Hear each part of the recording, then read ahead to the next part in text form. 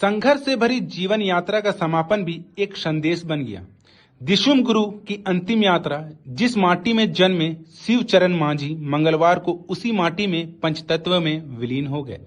दिशुम गुरु शिबू सोरेन यह केवल एक नाम नहीं, बल्कि संघर्ष, बलिदान और जन आंदोलन की जीवित मिसाल थे। यह केवल एक व्यक्ति की मृत्यु नहीं थी, यह एक युग का अंत था। एक ऐसा युग जिसने आदिवासी चेतना को स्वर दिया, शोषितों को अधिकार दिलाया और झारखंड को नई पहचान। जब उनका पार्थिव शरीर रामगढ़ जिले के गोला प्रखंड स्थित पैतृक गांव नेमरा पहुंचा, तो मानो पूरा झारखंड ठहर गया। हवा में सन्नाटा था, सड़कों पर शोक की नमी थी। हजारों लोग करीब 7 किलोमीटर पैदल चलकर उस धरती पर पहुंचे जहां कभी एक क्रांति ने आंखें खोली थी, और आज वह योद्धा अपनी अंतिम नींद सोने आया था। हमारी टीम जब नेमरा पहुंची तो हर कदम पर संघर्ष की गवाही मिल रही थी। राहुल गांधी, तेजस्वी यादव, सुदेश महतो, पूर्व मुख्यमंत्री अर्जुन मुंडा और झारखंड के कोने कोने से आए विधायक, मंत्री, कार्यकर्ता सब एकत्र थे। प्रकृति भी यह दर्शा रही थी कि तुम जिस शिबू सोरेन के अंतिम दर्शन के लिए पहुंचे हो, वह शिवचरण मांझी शिबू सोरेन और फिर दिशुम गुरु शिबू सोरेन कैसे बना।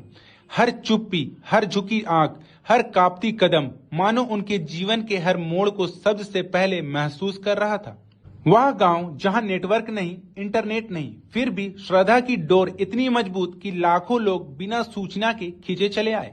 मुख्य मार्ग से लेकर उनके घर तक मानो एक आस्था की नदी बह रही थी। गाड़ियों की कतारें इतनी लंबी कि लोग उन्हें छोड़कर पैदल ही चल पड़े।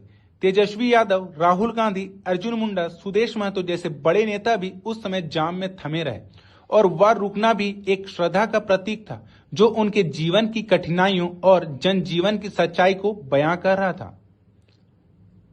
जब शिबू सोरेन का पार्थिव शरीर उनके घर पहुंचा, तब सूरज तप रहा था, मानो प्रकृति भी उनके जीवन की तपस्या को महसूस कर रही थी।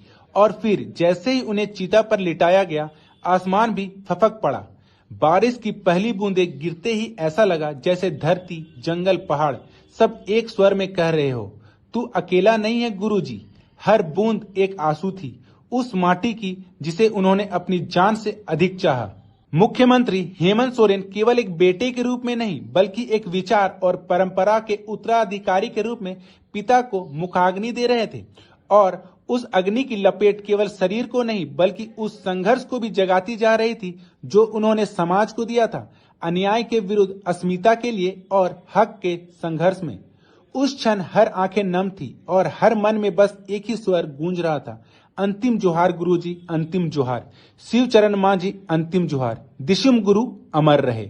महानायक की अंतिम यात्रा, जो शायद अभी भी कह रहा हो, मैं झुकूंगा नहीं, मैं थमूंगा नहीं, और अब भी मैं तुम सबसे जुदा नहीं।